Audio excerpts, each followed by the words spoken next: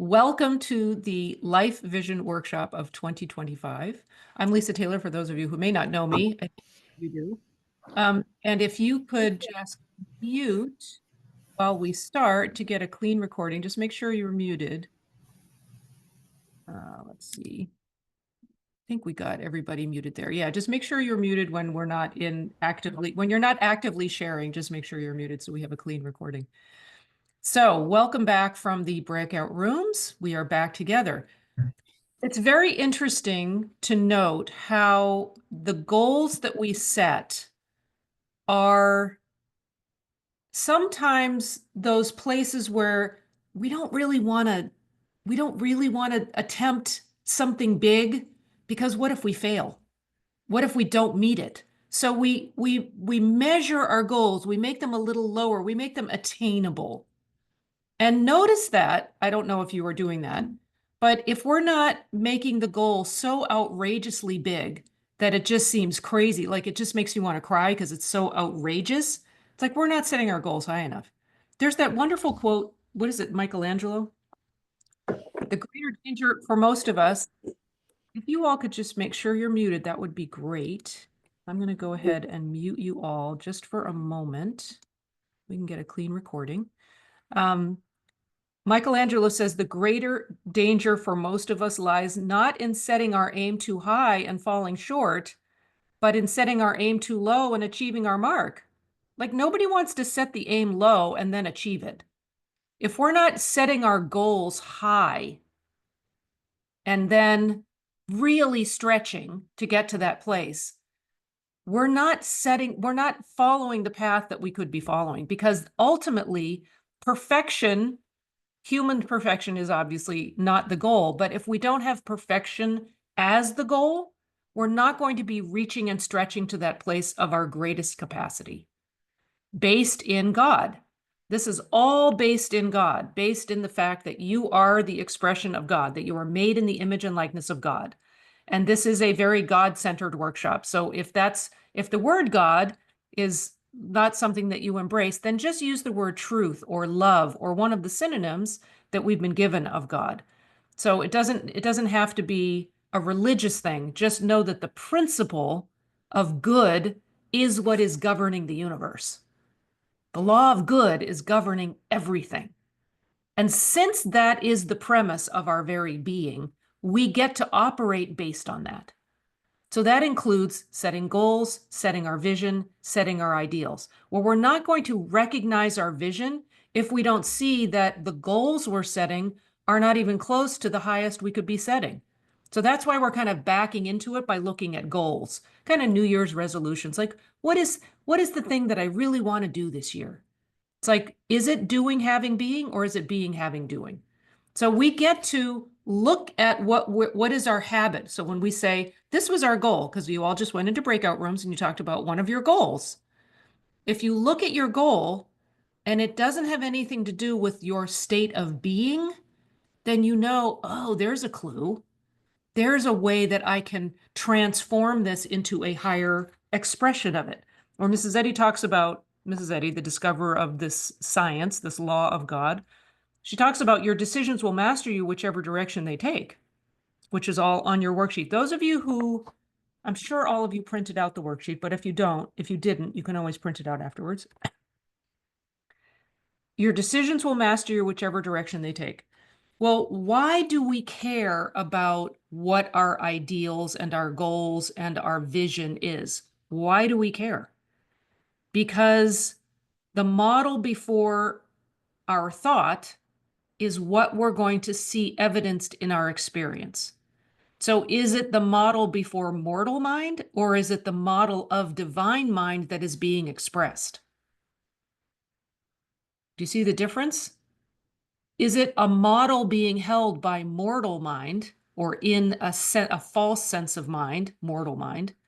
Or is it an idea being expressed by divine mind? Because that's the true consciousness, the divine mind expression. But if we're holding on to less than, it's mortal mind's false representation of the divine. And we get to see beyond that. So Mrs. Eddy talks about it this way. She says, what is the model before mortal mind? Is it imperfection, Joy, sorrow, sin, suffering? Have you accepted the mortal model? This is why vision is so important. Why is it important to have a vision? Do you not hear from all mankind of the imperfect model? The world is holding it before your gaze continually. The result is that you are liable to follow those lower patterns, limit your life work, and adopt into your experience the angular outline and deformity of matter models. None of us want that. So, having a vision based in reality, based in God good, is all important. Otherwise, we're adopting, it's like by design or by default. If you are not by design adopting the spiritual model as your vision for your life, your identity, for everything that's going on with you, then you are by default accepting the world's model, which is holding before your gaze everything broken and limited and ending in death. None of us wants that.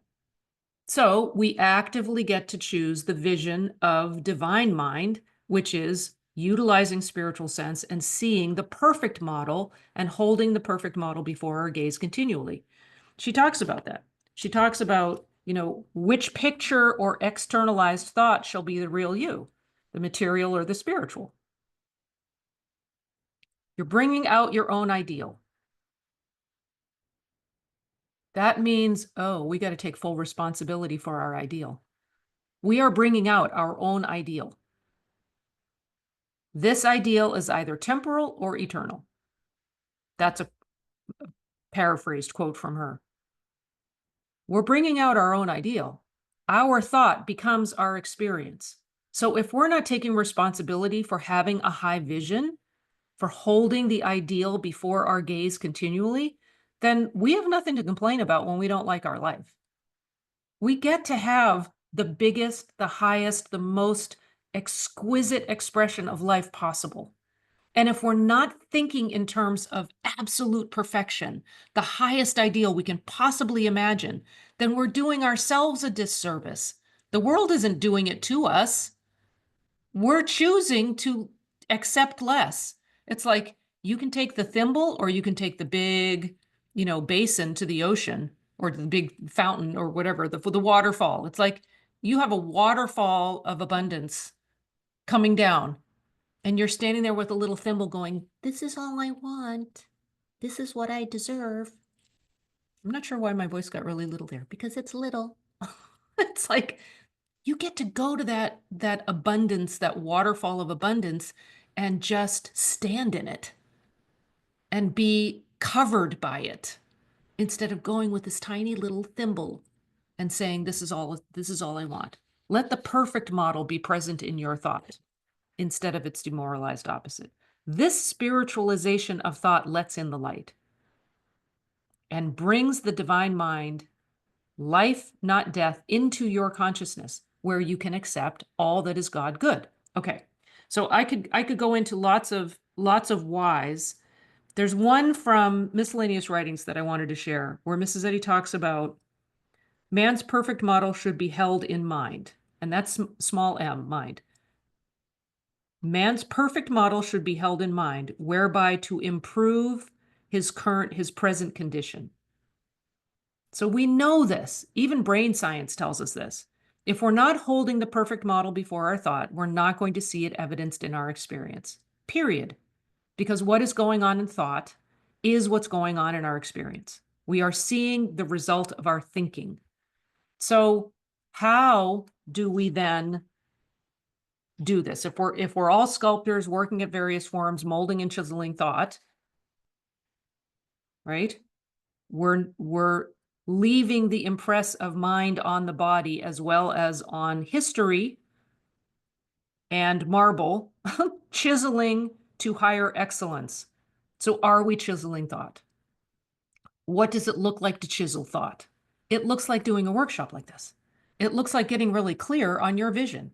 It looks like examining thought and seeing where are those places in thought that I have accepted limitation and I've accepted something less than. And she talks about finding the path less difficult when she holds the high goal before her thought. Oh, she talks about goals, not just ideals and visions. She talks about goal. What is the high goal? Well, you all just went into breakout rooms and talked about one goal that you have. All right, knowing this premise, knowing the premise of the absolute highest ideal, perfection as the ideal, does anyone feel like they want to revise their goal? Just put a yes in the chat if you feel like you want to revise your goal. If you're now having second thoughts about your goal and you want to revise it, it's like do over. Who wants to have a new goal and revise it based on perfection as the premise? Only two of you. Well, there you go. Two of you. Really? Only two of you. Everybody else had absolute perfection as their goal? Three of you. Okay, three of you want to revise your goal. Come on now. What? Yes. If you don't want to revise your goal, what are you doing here? That's not meant to be punitive. It's just meant to be a wake up. Like, hello, if we don't have, like, I want to revise mine all the time. It's like every moment of every day I'm revising it. If I'm not actively seeing a clearer and clearer vision of perfection, what am I doing here? It's like that is the human experience. It is that place of revising, regenerating, progressing, seeing beyond the limits of the human scene, the human model. It's like, no, no, no, a divine model, please. I don't want the human model. I don't want to accept just that small, limited view of things. I want the biggest, the highest. Perfection, the goal of existence, is not one in a moment. And regeneration leading thereto is gradual, for it culminates in the fulfillment of this divine rule in science. Be ye therefore perfect, even as your Father which is in heaven is perfect. So I'm going to put you in breakout rooms again, and I want you to revise your first goal and make it bigger. Yeah, this may seem silly, but there's method to my madness. So you may be in a breakout room different than you were before, and that's okay, because we're going to keep going back into breakout rooms, and you're going to, well, I don't know, we'll see. I'm not really sure if it takes you into the same one or not, but you'll find out. So go ahead.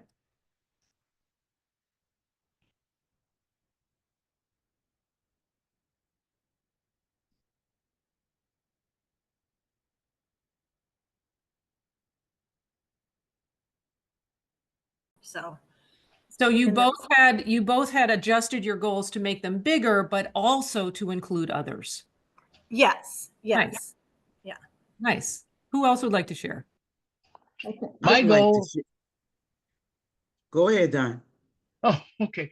My goal is to publish more books this year, all of them I'm writing. And they are healing books.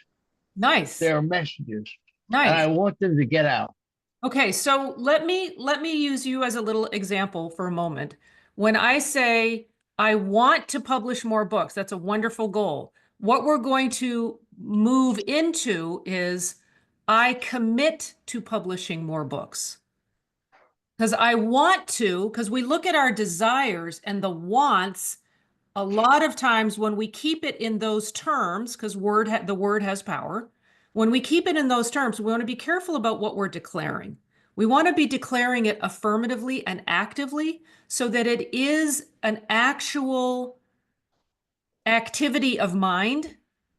So let's put it in kind of human terms. It is something that we are committed to, not something that we are wishing for, wanting. Wishing, wanting, hoping doesn't actually get it done. So where we want to translate vision into action, because the vision doesn't mean anything unless we're putting boots on it and actually walking through it. So I would invite anyone who is declaring their goal to declare it in terms of what are you committed to taking action on? Not just what do you want, kind of, I secretly desire this thing, but what am I actually committed to taking action on? So let's just try, because that's a big shift. And so who else would like to share their goal? Our group we had 3 separate goals, and it was coming from a position of not being that goal already. So it was like balanced and creativity to be and know that you're balanced now, to be creative and know that you're creative now, and to build from there. That to me, that's what our group did. Yeah. That's awesome. Do you see, I mean, does everybody see the difference between declaring that I am now and building from that or acting out from that platform rather than, oh, I wish I were more creative. Oh, I wish I had more stamina. Oh, I wish I were stronger. It's like, yeah, that may be the desire, but if we claim it now and we act like it's like, we must look where we would walk, and we must act as possessing all power from him in whom we have our being. That quote from Mrs. Eddy. It's like we must act as possessing all power from him. So we must claim that we possess it already, that we already are the expression of God. All right, who else would like to share? I got to get out of speaker view into gallery view here. Who else would like to share?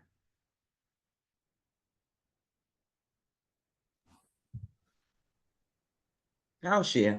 I'll share. Isla, So hi, Isla. yeah, From- hi. So originally when you said our goal, right? Yep. Um I hesitated and I said no, because my goal is to open up my child care center this year. So at first I hesitated and I said, no, I'm going to put it down. I'm going to open up my child care center this year. Then when you told us to go back, and I was speaking with my partner, Lori, now I'm at the point it's open, it's be fully enrolled, all children flourish, and all families will experience the love of God. Yes. I expect, because that's the perfection of God, that all the children are flourishing, children of promise, where all children flourish, and families experience the love of God. So that's where I am. That's what we're going to Love do. it. Do you see the difference between those two things? Do you see how voicing and declaring the truth of it, the Yeah. high goal, the vision of this is the vision that this be, because it already is. It's already complete. And the only shift is our seeing it as the reality. That's the shift. When we're starting to express more of the vision, we're just shifting our thought from hoping, wishing, wanting, kind of like putting it up here, to actually seeing this is the reality. Now, what is that prompt in activity to see it realized, humanly speaking? Somebody had their hand up. Come back, whoever it was, because I don't want to. Hi, it was me, Kashish. Hi, Kashish. Hi. So, although we didn't get a chance to discuss it in the room, but I would say that I culturally belong to a place where there's a lot of guilt associated with wanting more. Yes. You know, it's better to be adjusting and playing it small. So I think when you explain that we could really have the entire fountain because it was there, so there was a shift in that guilt. That always playing it small seems to be the right thing to do, only wanting a little bit of health, little bit of goodness. Ooh. So I think that shift. Brilliant. Brilliant. I'm so glad you shared that. And I do not think you are alone. I think there is a cultural, no matter what culture we're grown up in, I think we are culturally trained to not want more, to not want because it feels selfish or it feels like too much or we're thinking too much about ourselves. But when we get past the place of the little ego, which is the only place that fault and blame and guilt and shame shows up, it's only based in the little ego that exists. When we get away from the little ego and we truly, humbly say, I and my Father are one. I have been anointed by God. I am governed by God. I am blessed by God. The crown is bought and paid for. All I have to do is put it on. It's like, is there ego involved in putting on the crown? Well, for some people there is, and that's not what we're talking about. Is there divine ego involved in putting on the crown? Absolutely. And when we recognize that the divine ego is all that we are doing here, we are expressing God. The fullest expression of God is the best expression of God. What does that look like? It looks like the absolute best and highest expression. It looks like the highest excellence in the human term, in the human realm. It looks like excellence. It looks like coming in first and having gold and having abundance and being the expression of abundance. I'm hearing an echo. So if whoever's unmuted, if you could mute while you're not talking, just be sure you're muted. So that's the place we're looking at. And I'm hearing the echo, so I'm just gonna mute. I mute you all, whoever that was. So that is what we're looking at. We're looking at the possibility of all good, the absolute highest expression of who we are. Who did God create us to be? Did God create us to be less than? Did God create us to hide and sneak around and think less of ourselves and hold ourselves small? Or were we divinely created to manifest the absolute allness of God?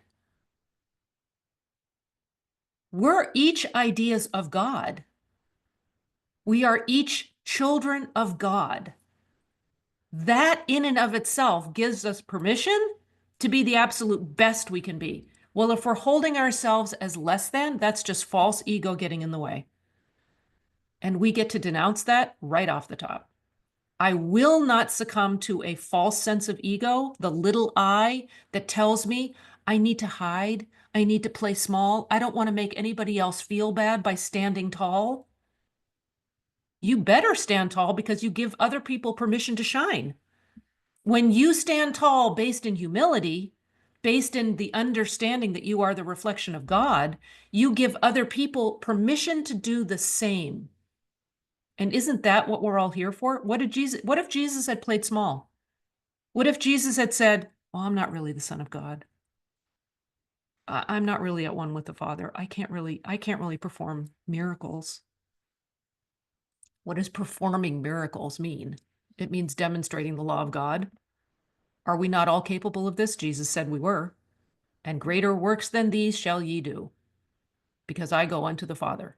It's like, okay, am I one with God? Am I claiming my oneness with God? Each and every one of us gets to do this. Okay, so rather than me talking my way through this, because eating up the time by my little mouth going, it's like, no. Perfection, the goal of existence, is not won in a moment. This is a quote from Mrs. Eddy. And regeneration leading thereto is gradual, for it culminates in the fulfillment of this divine rule in science.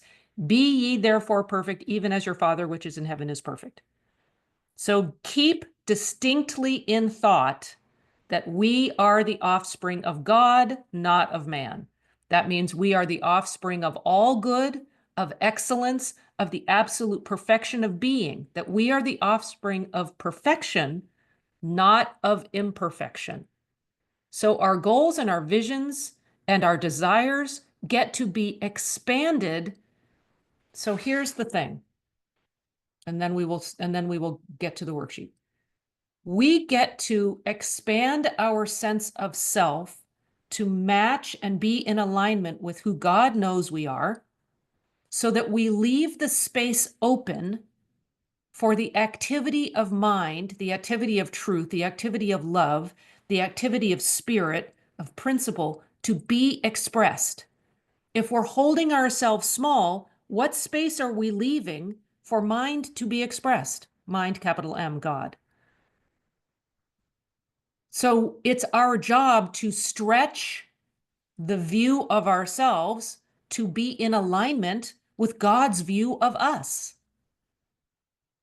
If we're holding less than, we're holding a smaller space for the expression of God to be performed. Nobody wants that. Okay, so let's get to the first question on the worksheet. And it is a pretty simple question. So now that we've kind of gone to the goals and we've seen what does it look like to expand the goal to be more in alignment with perfection, now what is the highest vision for my life this year? And this is where it makes it manageable. We can look at it in terms of just this year, just 2025, because we'll do this again next year. So you get to keep it to 2025, but that doesn't mean you're limiting your vision because it's a certain amount of time, because obviously we're talking about infinity. So there is no time, but just humanly speaking, we get to say, what is the biggest vision? It's got to be so much bigger than what we ever could conceive of seeing, I don't want to say achieving, seeing in a year. Because once we see it for the year, we get to demonstrate it in 6 months. And then when we can conceive of that, then we get to do it in 3 months. It's like we get to keep shortening the time, because when you shorten the time, you're getting closer to infinity. Wait, what did you just say? When you shorten the time, when you hold less time on top of the vision, you're actually getting closer to infinity. Because what? Infinity, it's like when you get to now is the accepted time, now is the time of salvation. It's like when it gets shortened so much that it's only now, then you're talking reality. As long as we have a timestamp on it, we're actually not quite at that point of infinity. So for now, look at it for a year and see, what is your vision for this year? What can you possibly conceive of being? Who are you going to be this year? And what does that being translate into doing? So I will stop talking. I'll pause the recording while we do this so that we're not seeing this in our recording. So take a few minutes just to yourself and write down your vision of your life for this year. And you can do it. I'll give you just this little bit of guidance. We have all different arenas, right? You have body, mind, soul, spirit. You have health. You have relationships. You have finances. You have career. You have all the different areas of life. Pick, if you want to at this point, pick one and write your vision for one of those areas, and then just write down the other areas so that you know you're going to be writing a statement for each one. So don't limit yourself. Okay, everybody write it out. I will do it with you. Think bigger. That's all I'll say. Think bigger. Stretch. Stretch beyond the limits of what you think is possible. Go beyond that. Keep going. You're doing great, by the way. One of the things that I would invite you to be alert to is to make it very specific, as opposed to kind of broad brushstrokes of things. Yes, we want the vision, but we want our vision to be very specific. It's like if you are giving God directions to your house, don't you want him to know exactly where you live? So it's kind of translating the other way, because God is going to give you whatever you desire. Your desire is God's command, essentially. So if you're not desiring something very specific, how is it going to be fulfilled? So be really specific about your vision. Okay, I'm going to go into gallery view. Go ahead and just look up when you're done, so I kind of have a sense of if you need more time or not.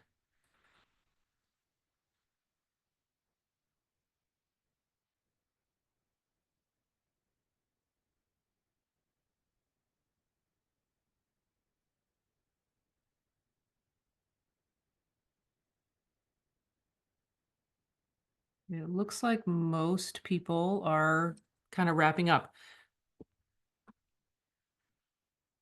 Is there anyone who would like to share an element of their vision? This is not a requirement, but is there anyone who would like to? Yes, may I? Go ahead, Dawn. Okay, I am going to publish 2 books that are part of a series, finish this up, and then I'm going to write and publish a book I started many years ago called The Imperfect God. The Imperfect God. Yes. Okay. It's a parable. It's Yeah. a parable. What would the universe be like if the God were imperfect? And then escape that. Okay, so I hear 3 books. Awesome. Published 3 books. 3 books Yes. published. Okay. I challenge you to do it in 6 months. Like okay, so when I say that to you, what immediately comes up? So whatever it is your goal, because no one else is sort of opening up and sharing, whatever your goal is, whatever your vision is, if I say, okay, make it happen in 6 months, what comes up in you? What is the Uh, thing that comes up, right? It's like, I'm working late. I'm working till 2:30 every morning now. yeah, okay. So I'm gonna mute you, Don. You brought up, Don, the thing that sort of baffles most people, the two things that are the lies that come up before for most people. I don't have enough time. I don't have enough money. Those are the two biggest lies that come up for people. And I don't have the health or the well-being or the wherewithal, I don't have the intelligence, but a lot of times it's time and money. I don't have the time, I don't have the money. And that stops people. So whatever it is that comes up for you when I say, okay, great, let's do this in 6 months. Let's make this vision let's realize this vision in 6 months. All the stuff that comes up in you, that's the stuff that needs to be addressed. That's the stuff we need to uncover because that's the stuff that's mortal mind oriented. That's the stuff that's not of God. Because God is not limiting you. All things are possible to God. All things are possible to God. So if we're putting it on ourselves personally and taking personal responsibility for the creation of it, we need to realign that and put it on God. And then realize as I claim my true identity, I am more and more capable of realizing the vision. If I'm taking it on personally, I'm letting it be limited by a mortal concept of self. If I'm releasing that and saying, okay, all things are possible to God. All good is possible to those who are committed to God, to those who follow his commandments, to those who love God, those who walk in the path. All things are possible. If we don't operate from that premise, we're operating from a different premise of limitation. So let's look at the second box. So I invite you to go back to that and really look at what is the thing that comes up for me that tries to argue against this. And we're going to address that later, but just be present to what came up in you when I said, okay, you got 6 months to get that, to like realize that vision. You got 6 months. Like, what is the thing that came up? Just jot that down next to that box. All right, let's go on to number 2 because we have a lot to go through and it's like, this never takes an hour. Who am I kidding? It's never an hour. It's like, forget about it. And so if you do need to leave, just feel free and I will go through this to the end just so that everybody has the worksheet to work with and you can kind of do it on your own. But I will get through all the questions on the recording, whether you're here with me or not. And if you can stay, great. So what is the highest vision for a specific area in your life? If it's career, like Isla was very specific about a career vision that she has. If there's a health vision that you have. And we want to have a vision in every area of our life. If we're leaving it open and we don't have a vision, we don't have a concept of what it looks like. What does perfection look like in our life, individualized? This is not just broad brushstroke, you get perfection. It's not like magic wand. This is very specific. So get specific. So pick one area and expand on the one area. What does the highest vision look like? What is the highest vision for fill in the blank? Health, career, abundance, relationships, whatever it is for you. Whatever it is, you pick and write one sentence. Ready, go. And I'll pause. Okay, I'm going to let you go back and sort of hone that a little bit afterwards, because obviously this is just scratching the surface. It takes a lot to really go through this and do this deeply. So say the highest vision is perfect health. Let's just take that as an example. What does perfect health look like for me individually? Like that's what, if health were my thing, that's what I'd be asked. What does perfect health look like for me individually? It would be expressed as perfection in sort of the human expression, the human body, be the expression of the divine body. where human consciousness is so pure that there is not any error expressed in body. Okay. Well, what does that look like? That looks like me challenging any thought that would try to creep in to say that perfection is not being expressed. So what does that path look like? Because that's what we're getting to. We can have these high ideals in this vision and declare it, but the path to getting there is sometimes long and sometimes arduous. And it's like we see it quickly and we hold it, or we see it slowly and we don't get discouraged. So we've got to be okay with either one of those. And are we willing to yield to the divine at each step of progress? Or do we have this ideal, we miss the mark, and then we go, oh, forget it. I can't do that. I thought I set my goal too high, because that's the temptation. We set the vision, we stretch to see the vision in the absolute highest and best we can possibly see it. We miss the mark a couple of times and we go, well, let me lower my standard because I'm not going to hit that. It's like, hang on. Recognize what's going on in that argument and see the snake in the grass. It is an aggressive mental suggestion.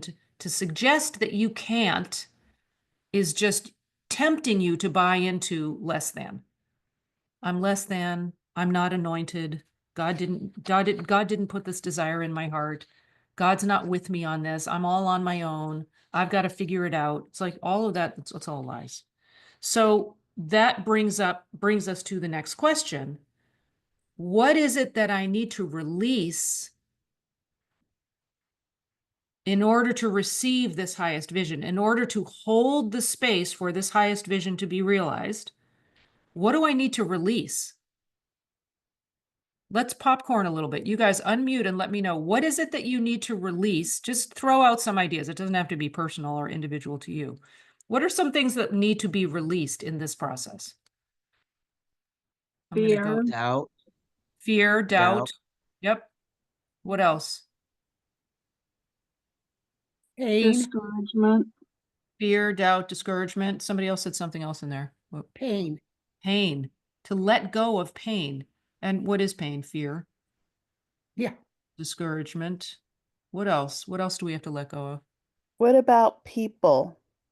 Let go of people. That's a really interesting comment. Was that KJ? I don't know who said- Yes. Yeah. Hi, KJ. I don't know who you. Hi, Welcome. Where are you from?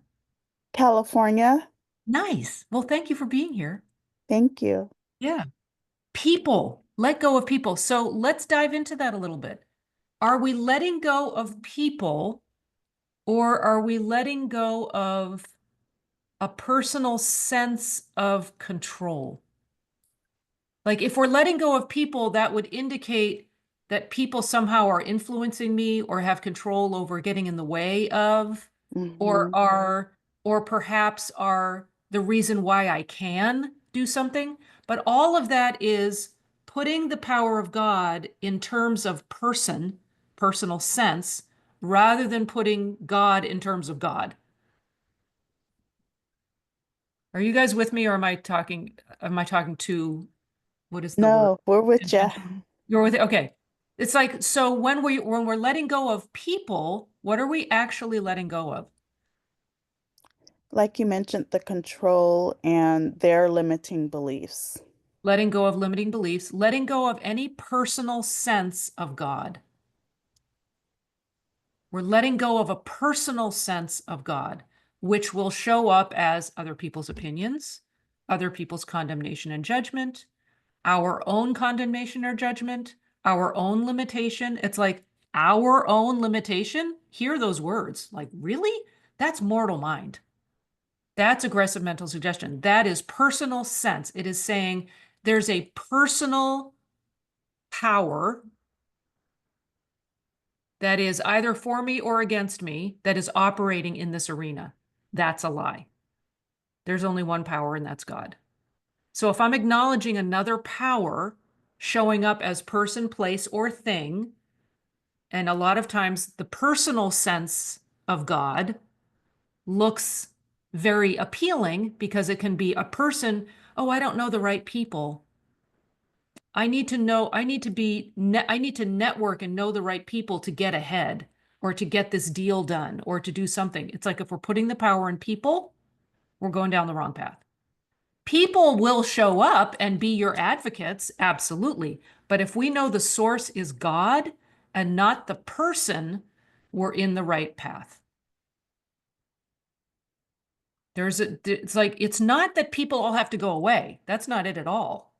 It's that we need to see the source as God, no matter whether it's person, place, or thing supporting us. We need to know that the source is God. If it's person, place, or thing denouncing us and getting in the way, we need to know that it's aggressive mental suggestion, evil, mortal mind, the devil. It has no power. But if we're seeing it as having power in person, place, or thing, we are identifying something falsely. So we've got to be clear that we're identifying the truth and we're not giving power to person, place, or thing to work against us. Anybody have any thoughts, questions, comments about that? Not about that, but what about releasing mortal mind itself and moving into being who I am? Yeah. So release mortal mind. What And does Mrs. Eddy say is mortal? Like, is mortal mind an actual thing? Is there an actual mortal mind that we've got to get rid of? no, I think it's the thought of it. Right. The It's thought. she says it's the false and temporal sense of truth, life, and love. It's just the false sense of the reality. So mortal mind is just the false sense that we're getting rid of. So how do you get rid of a false sense? By knowing the true sense. Mm. Yeah. Right? So how do we release something that's false? We know the true. So when we talk about releasing, what do we need to release or stop? Like what train of thought are we getting alert to that we don't want to keep repeating? Oh, well, how do I stop doing so? This is something that we talk about in the community all the time. You can't not do something. This is not a negative proposition. So we're not going to stop doing something because you can't sit there and I'm going to not do that. I'm not going to think about a pink elephant. I'm not going to think about a pink elephant. You're all thinking about a pink elephant. I'm not going to think about a pink elephant. What you focus on expands. If you keep thinking about what you don't want to do, guess what you're doing? You're expanding the thing you don't want. So how do we do that? How? Mrs. Eddy talks about how in many different ways. Keep your mind so filled with truth and love that sin, disease, and death cannot enter them. Hold yourself superior to sickness and death. Hold yourself superior to sin because God made you superior to it. It's like, how do we stop doing something? By doing what is the truth and the right. By keeping our minds to the truth, by keeping our thoughts so filled. When we wait patiently on God and seek truth righteously, He directs our path. Well, if I'm not seeking God righteously, I'm not waiting patiently and seeking truth righteously, I'm probably doing it a different way, and that's just mortal mind. It's the false sense. See, she talks about the divine demand, be ye therefore perfect, is scientific, and the human footsteps leading to perfection are indispensable. So we're talking about the human footsteps leading to perfection. What does it look like? Our favorite question here. What does that look like? Our human footsteps leading to perfection. It's committing to the path of truth. It's being diligent in every thought and deed and motive and intent along the path of truth, that is where I'm going. What am I for? Not what am I against?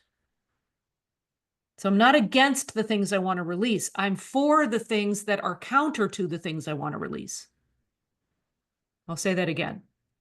I'm not against the things I want to release. I'm for the things that are counter to, that nullify the things I want to release. That's what I'm for, and that's what I'm committed to, and that's what I am actively expressing. I'm not in a battle with the things I want to release. Okay, great question. Hold thought steadfastly to the enduring, the good, and the true. She doesn't say, keep battling those bad things you don't want in your life. Hold thought steadfastly to the enduring, the good, and the true, and you will bring these into your experience proportionably to their occupancy of your thoughts. That line right there is this whole workshop.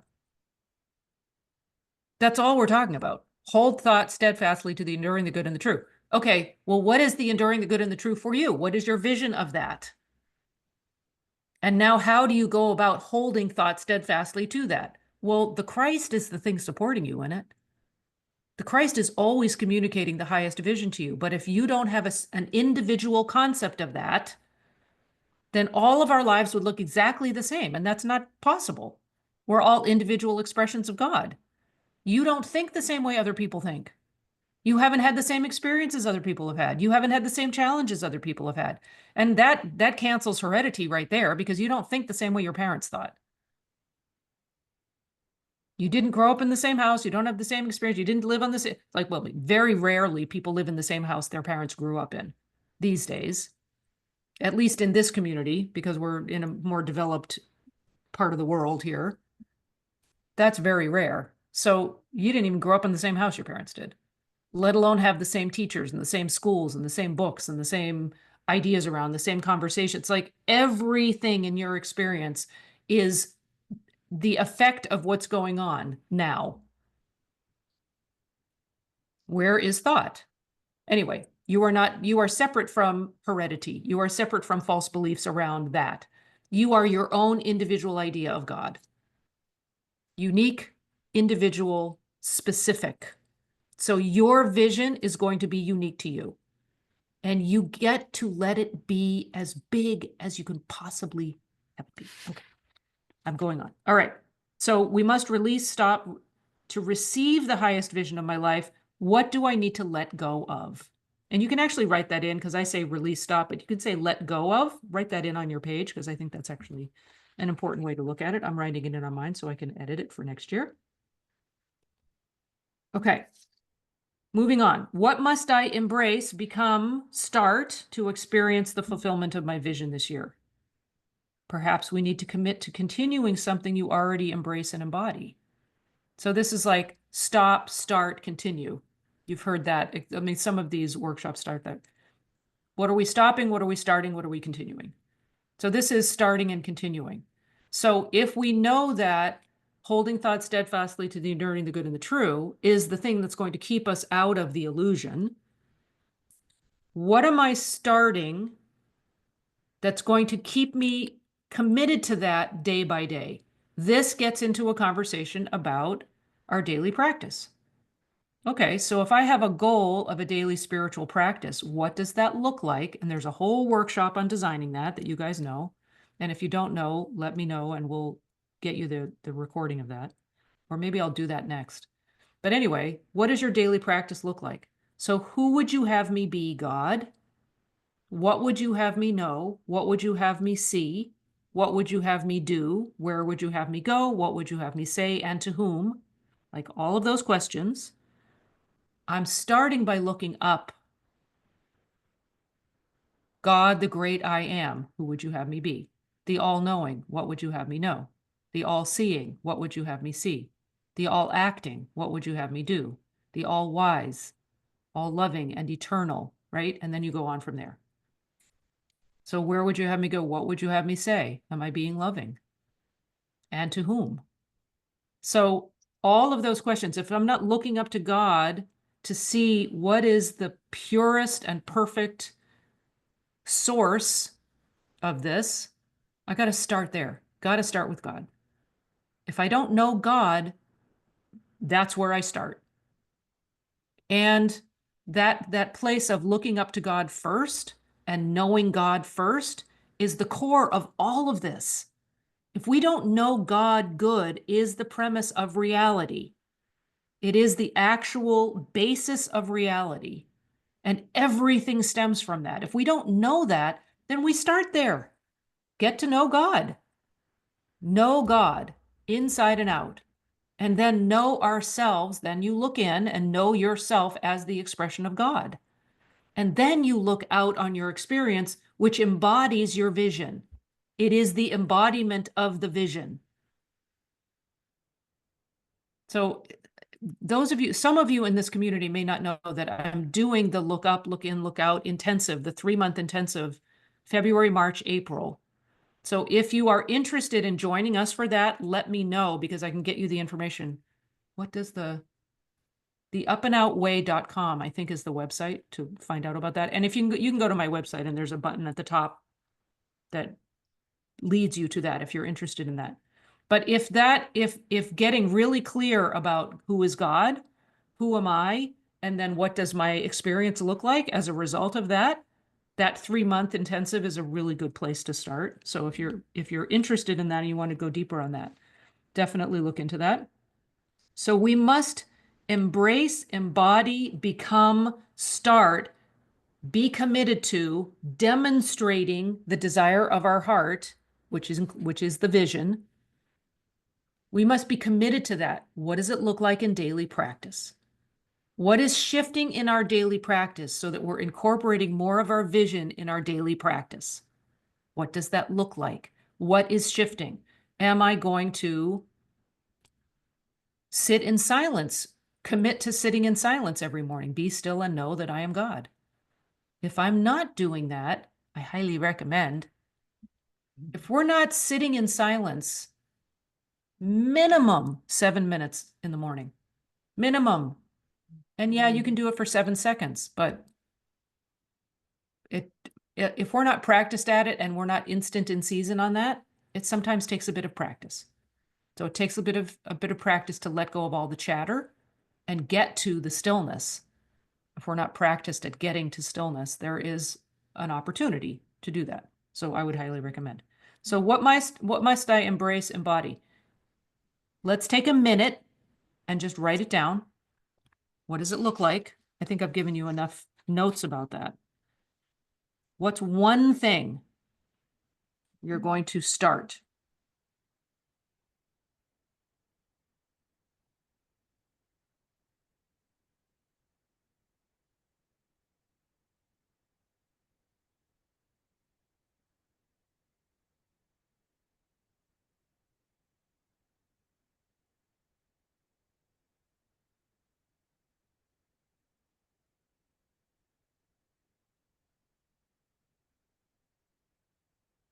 Okay, who would like to share the one thing they're going to start doing that they haven't been doing?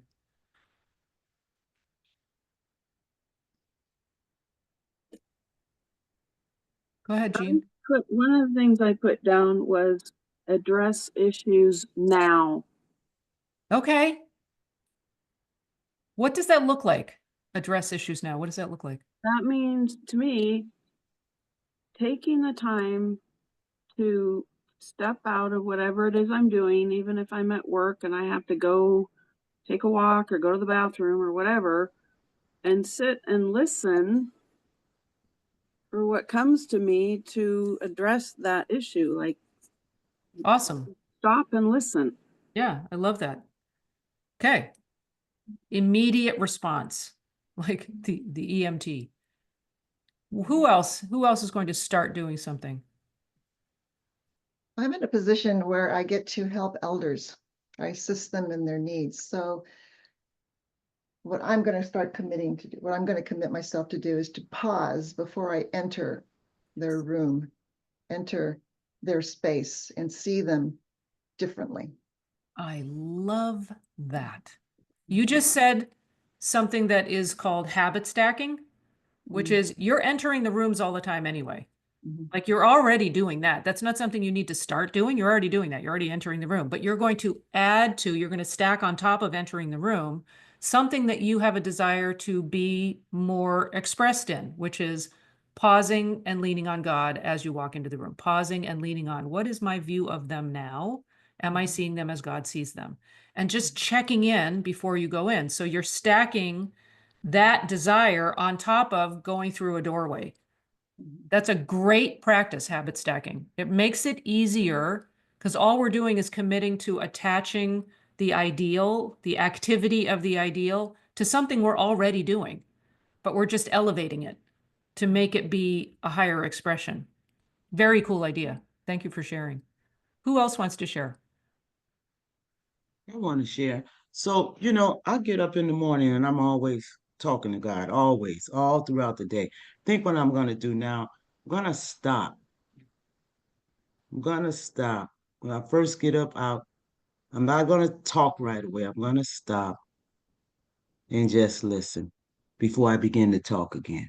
I just got chilled. I do, all day I long, I'm love talking to God. so good. I mean, all day. And I was just sitting here and you said something about the letting go of the chatter. And I was thinking, man, God, we talking all the time. I just need to stop. Yeah. I mean, people have said prayer is our talking to God. Yeah. Meditating is our listening to God. Yeah. Like, be still and know that I am God. Well, let God be God. Be still and let God be God. That, and many of you who are sort of in the community regularly know my routine. I will not let my feet, I'm getting chills. I will not let my feet touch the ground until I am in service to God. Until I honestly can say to myself, I am so grateful to be here and serving God in this moment. This is not about me. This is not about me. If I had my way, you think I'd be here doing this on January 2nd? No. Well, I might be because I really like doing this, but would I rather sleep in every now and then? Yeah. But if I'm in service to God, it's like I'm up earlier. I'm like awake before my alarm every single day. And because it's like I get to serve God. God, who would you have me be today, God? What would you have me know? What would you have me see? Like God knows, I know. God sees, I see. I'm the expression of God seeing. That's amazing. Like, how cool is that? We see as God sees. Holy cow. I get to act as God acts. Who would you have me be? What would you have me know? What would you have me see? What would you have me do, God? What activity is the highest expression of you? Right here, right now. Not waiting, not putting it off, not wishing, wanting, hoping. Right now. What does the highest activity of God look like right now? God in action. That's me. That's me when I'm yielding to God and the identity of God that is expressed as me. That's not me when I'm thinking I'm all that and I'm going to go do my thing. It's like, no. And that'll get squashed really quickly. I've been down that road enough times to know it doesn't end well. I'm not going down that road. So before my feet touch the ground, there has to be a shift of thought. And if it takes me time, quote unquote, doesn't tend to, because when you're in the habit of it, you can recognize very quickly. Here's a little trick then. I'll share my little trick with you because it makes it go a lot faster. It's like, say I have the thought, oh, I'd really like to just stay in bed and sleep and roll over and go back to sleep. That's like, I don't know, it's been years since that happened. But then I just take it to the end of that thought. Okay, so how does that get manifest? And what's the result of that? And where does that lead? And it doesn't ever lead to anything good. So I go to the end result immediately, and then I come back and go, nah, not a good choice. It's like I just play it out. Just play out that little scene. The little snake tries to keep you thinking that this is a good idea. It's like, no, call. What is it's in poker. It's like, I'm gonna call them on their hand. They've got a fake hand. They don't have two aces. They got two twos, or not even. Like they got nothing. They have nothing. They don't even have two twos. But they try to play you like they've got a really good hand. Follow this. It's like, no. Call. And then that ends that. And then you're right back to, okay, the only thing that actually is appealing and is good right now is serving God. That's the only good there is. Keep his commandments. Love the Lord thy God with all thy heart and all thy soul and all thy strength and all thy might, all thy mind. and love thy neighbor as thyself. That's it. That is look up, look in, look out. That's what look up, look in, look out is. It's just a different way of saying the 2 great commandments. Okay. So what must I embrace? Who has another idea? Because I'm just going way long. Okay, we gotta wrap this up. So who has one other person would like to share? What are they going to start this year? What are they going to incorporate?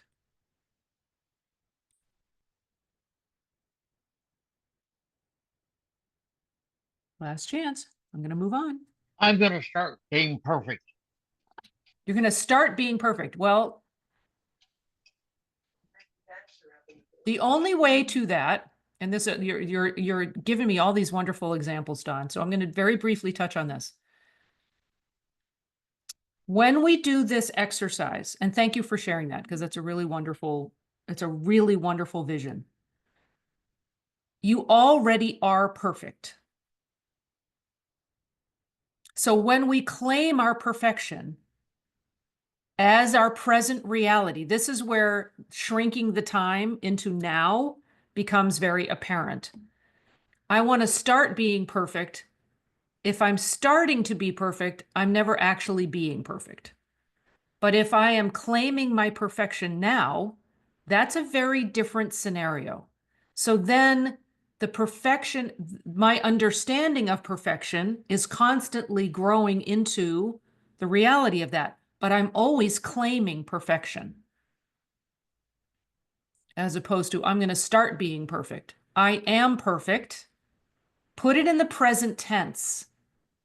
So we're going to move on to that next box. So listen to the still small voice and ask if there's anything else I need to know right here, right now. Is there anything else I need to know? Just take a moment.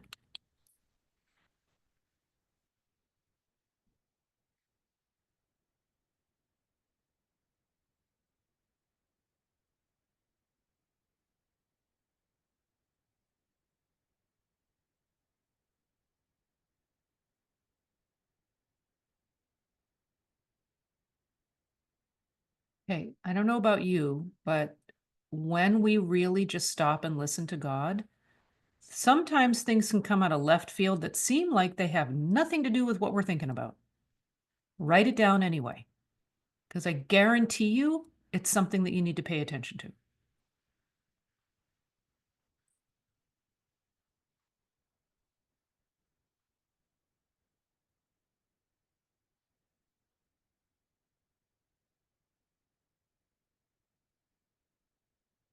Okay. Moving on to the next thing. The next page, and I should probably put this at the very end, but the next page is that heart vision prompt. It's like, this is something that we all get to do on our own as homework. And I do highly recommend that you take the time to do this, that you actually sit quietly and write it out, because there is something about writing out the words and getting it out of our head and onto paper, that the activity of that is very healing. So sit quietly, kind of get out of your head and into your heart and really listen to what is your heart's desire. And this is going back to, I think it was KJ who brought it up, that place of like, well, what if in the culture that I've been brought up in, it's like, it's kind of a sin to want more. Oh, no, it wasn't. It was Kashish. To want more. It's like, we got to let go of all of that. Let go of any judgment. Be in that space of purity where you get to really kind of swim in the abundance of love, of divine love, and let your heart bubble up with the desire of your heart that God has put there. There's a reason why you're attracted to the things you're attracted to, and that you have the desires that you do, because it's part of who you are. And let those desires, Mrs. Eddy talks about, desire is prayer.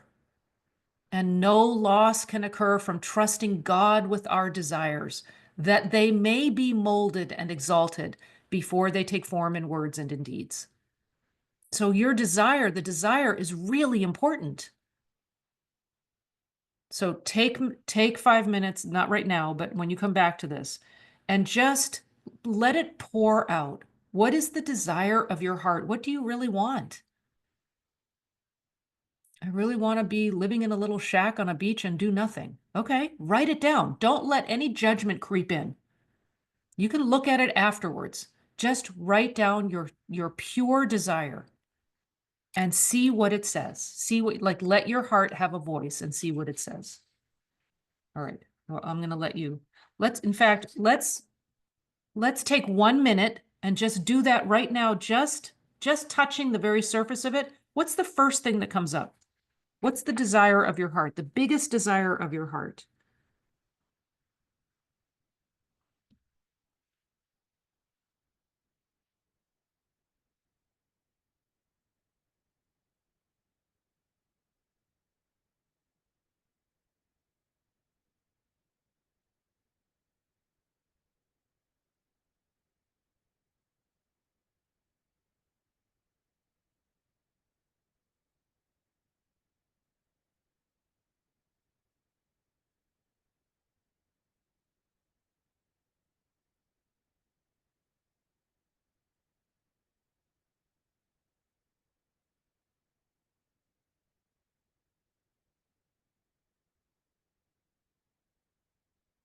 Okay. I know I'm interrupting. We're kind of moving through this quickly. One thing to note, and just kind of write this down in the margin somewhere, there is a tendency when we think of the desire is what we want the world and the outside to be to us.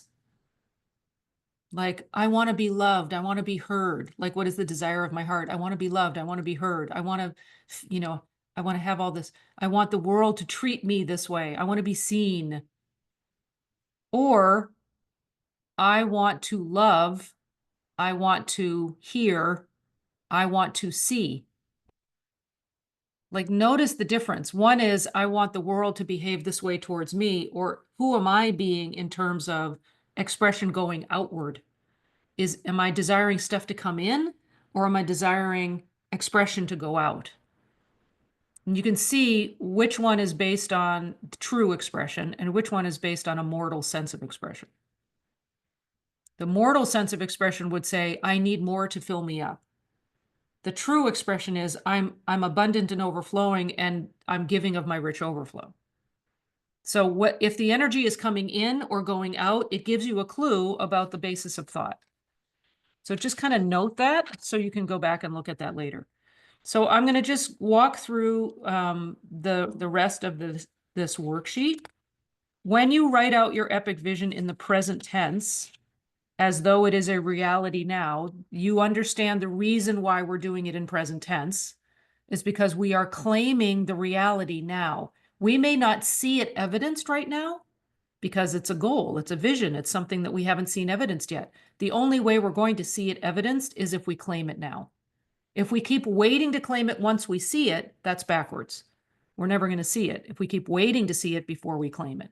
Got to claim it, then we'll see it, because the experience out there is the expression of thought. So we got to hold it in thought first. Hold thought steadfastly, enduring good and true, and you will bring these into your experience proportionably to their occupancy of your thoughts. So hold it in thought first, then you'll see it in your experience.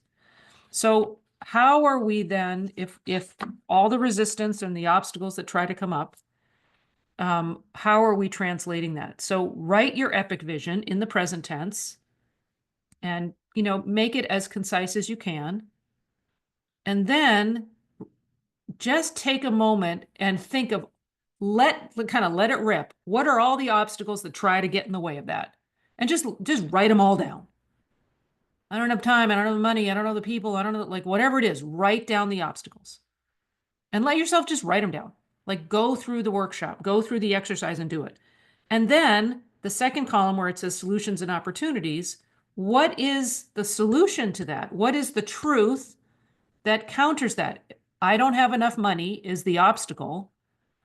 I have all supply is I have infinite supply. I am the expression of infinite supply is more accurate. That's the solution. Infinite supply, the solution. Okay, the statement that the obstacle was overcome in the past. I am so grateful that my sense of abundance has overcome any belief that I could be limited by money. or that I could be lacking the right of supply. I'm so grateful that my understanding of infinite supply has overcome any sense of limit or lack in supply. It's like, I'm grateful. It's done. It's complete. I have overcome that. So you are standing on that place of authority. You are embodying the place of authority and dominion over the erroneous suggestion. You're not letting the erroneous suggestion take foothold and be a thing that you're still dealing with. No, it's a thing of the past. You've overcome it. You're grateful that you've seen through the illusion of that. You've seen through the illusion because you've identified what is the solution and the opportunity for God right there. Any questions about this particular part of the worksheet? You guys understand the process? Can you do an example for I don't have enough time? I don't have enough time. Great. The obstacle is I don't have enough time. Well, what do we know time as? Time is mortal limits. It's like, well, I don't want more mortal limits. Okay, so what would be, if I don't have enough time, what would be the opportunity there? To see that time is not a factor in my life. Time is not, it does not have the power to shift me into believing there's a limitation here. Time is not a power. It's not a thing. So what is the solution? What is the opportunity for me to see that I am not encumbered by time? Because as human beings, we operate, time is a very practical kind of thing. It helps us stay organized and all the things. So it is a very practical tool, but we don't have to be limited by it. So if the belief is I don't have enough time, there's a belief that I'm being limited by this organizational structure that's very handy, but it doesn't need to govern us and control us. So I need to claim, I get to claim that I am not limited by time. I am only supported by this organizational structure called time that's helpful in planning a day and going forward. And I see it as a tool that I have dominion over, not as something that runs me, but that I have dominion over because there is no time. God doesn't keep time. I am instant in season in responding to the ideas of mind. I am not taking time to respond to mind. So what is the opportunity to be, and kind of like going back to what Jean said and what Aida said, like, I'm going to take the moment, I'm going to pause, which means, uh-oh, I'm taking more time. I'm going to pause and denounce that time has any effect on me. Whenever I feel stressed by time, I commit to declaring that I do not feel any pressure from time. I cannot be constrained by time. I cannot be limited by time. I am the unlimited expression of divine mind. I know I'm going way long on this. This isn't that everything I said could fit neatly into this little box, couldn't it? My God. Wow. Okay. So does that help? Am I giving you? So then Yes. my third column would be, I am so grateful that I no longer feel any limitation or pressure by the belief of time. That I feel free to be the expression that God made me to be with no constraints of time attached to that idea. And then I ask myself, this could be a fourth column. What does that look like? Like always ask, like these ideas are great. Great. The absolute, knowing, the understanding, like get it. And then what does it look like? Make it practical. Bring it right down to your experience and say, okay, what does that look like? What is going to shift as a result of this new understanding? Me understanding this ideal. Now, what's going to shift? What's going to change? How is it going to look different? Because if we're not seeing the effect of this science, the effect of this science is to stir the human mind to a change of base on which it may yield to the harmony of the divine mind. If I'm not actively yielding to the harmony of the divine mind and seeing the effect of that, I'm not letting it affect me. I got to see the effect of this shift. So what does it look like? So you can put that in as a fourth column if you want. So the culmination of this whole workshop, and I think now that I've gone longer than an hour and a half, I know that I will always schedule it for an hour and a half and not for an hour. I always think, I don't want to take up too much of your time, but you know what? It just does. It just is what it is. Just So quick question. Just yeah, quick yeah, question. yeah. Isla, go ahead. Solutions and opportunity. I'm just trying to see the difference. Oh, The well, you difference can see between opportunity. A lot of times when things show up as an obstacle, it looks like a problem, right? If I see it as a problem, the way in is to say, wait, this isn't a problem, it's an opportunity. So that okay. like that distinction a lot of times helps me get out of believing in the problem and believing that, oh, I have a problem here. Like, danger, Will Robinson. You know, it's like, no, this is an opportunity to see where is the belief being held onto here? Okay. And what is the solution? The solution is, what is the truth that counters the error? What is the solution that counters the resistance, the problem, the, what did I call it? The obstacle. Does that help clarify? A little bit? I mean, you can, Isla, you can say if it doesn't. I'm seeing you nod, but I'm not sure. No, yes, it does, It does. because Okay, it's good. like you said, we see it as a problem. So switch Right. that problem, because in every problem there's an opportunity. Right. So Exactly. switch it to and then after the opportunity, then look for the solution. Right. So what is, if it's an opportunity, what is the solution that's built into the opportunity? Like, what's the answer? If this is an opportunity to see a miracle, to see more of God, oh, what is that thing I'm seeing? That's the solution. So that's That's the kind of the game. truth. Like, what is the truth? It's like, yes, seeing seeing that it's an opportunity is like the first step. And then like, okay, God, now I'm listening. Now I'm listening for you rather than seeing the problem and focusing in like that mortal sense of things, limited. It's like, wait, there's an opportunity here. If I see a problem, ooh, big red flag, big like alert, there's an opportunity here. Don't look at it as a problem. Look at it as an opportunity. Okay, I just got into the second column. Okay, it's an opportunity. Okay, now I'm open to God. Now I'm listening to the Christ. Now I'm available to the Christ, manger mentality.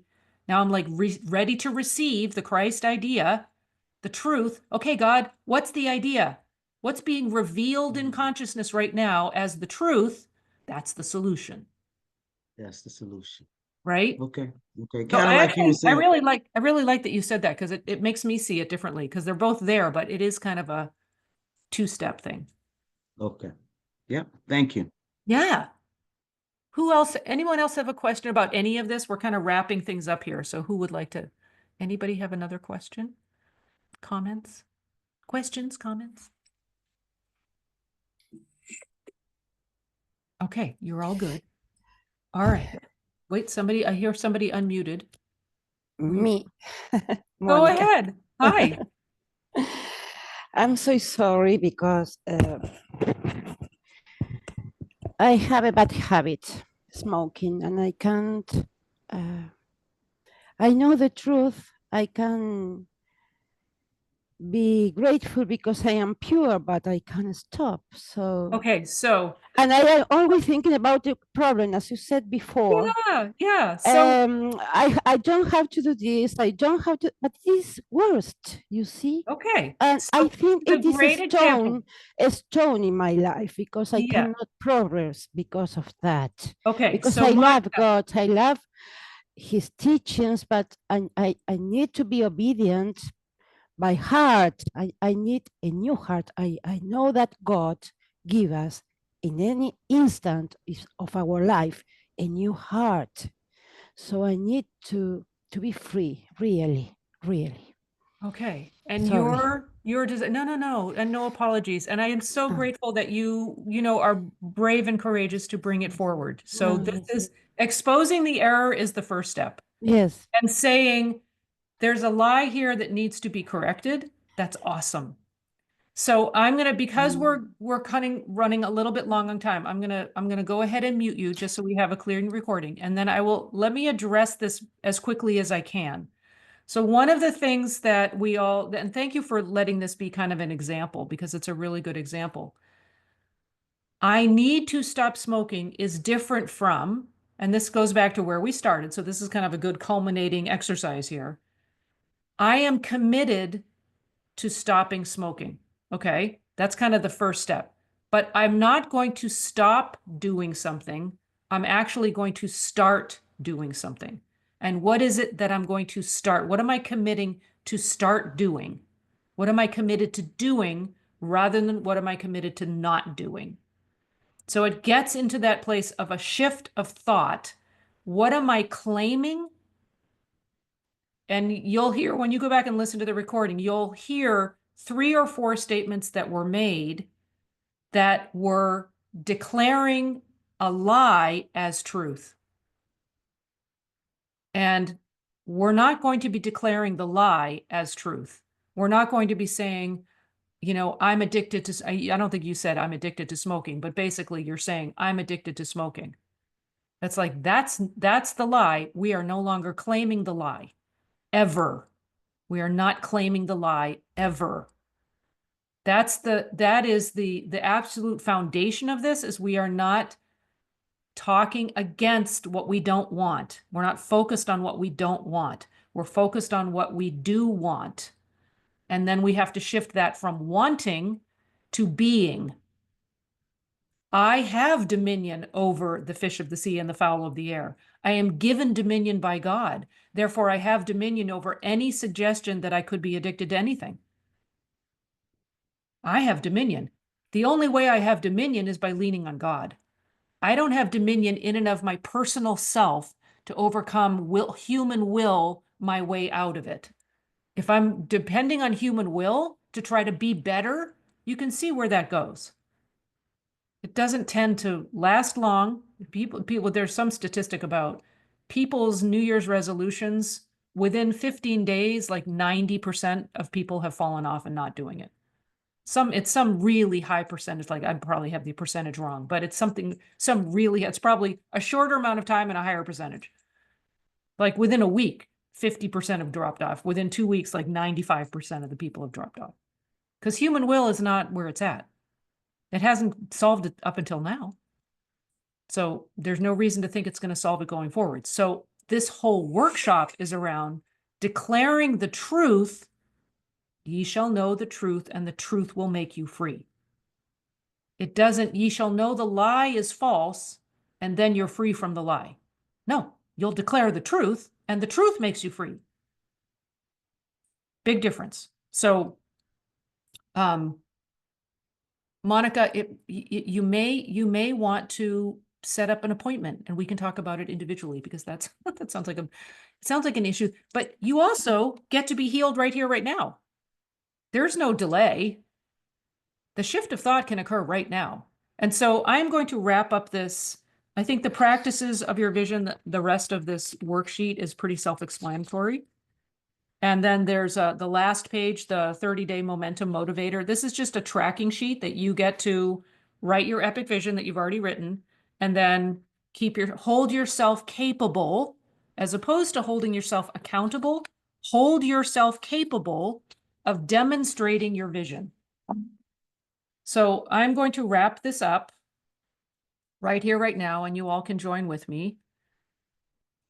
I declare that as a result of being at this workshop, either within this workshop or as a result of being in this workshop, your thought has shifted. That you see the vision of God on your life. That you declare the vision that is yours, individually yours, that you have the capacity, you have the intelligence, you have the desire, you have the vision, you have the wherewithal to put it into practice. That you are capable of being the expression of God, because it is God's capacity, not ours personally. God does the work. I can of mine own self do nothing. God is the only power. God is the only presence. God is the only person. God is the only expression. And we individually express that. And so it is. And you get to see the result of this, because this is scientific. It is law. It is demonstrable. And you are the effect of this law. And you can see the effect of this law in your day-to-day life. With no question, with no hesitation, with no doubt. And so it is. Amen. Amen and amen and amen. So good.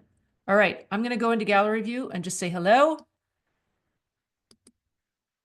Look at you here. Oh, look, we have far fewer people here at the end. So those of you who have stuck it out to the end, good for you.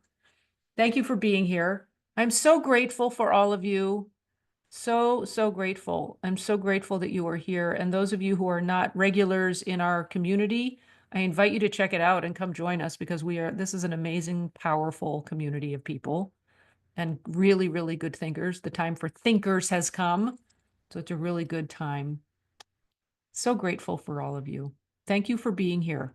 Thank you for your hearts. Thank you for having the desire to see the vision that God has given you to see. And you are all active participants in this. You are the expression of God's being, uniquely you. There's no one else like you. So holding the highest vision of your life is so important. Without you, the world will not change. So it's up to each and every one of us to be the absolute highest expression that we can be. All right, so much love. That is a wrap for Life Vision 2025. And I may do it halfway through the year again, like I did last year, because I couldn't stand to wait a whole year. All right, lots of love. Hope to see you next time. If you're interested in the Look Up, Look In, Look Out intensive, go to my website, thischoicematters.co. And there's a link in the upper right. Just click on that and it'll take you to all the information. And book a call if you have any questions. All right, lots of love. See you soon.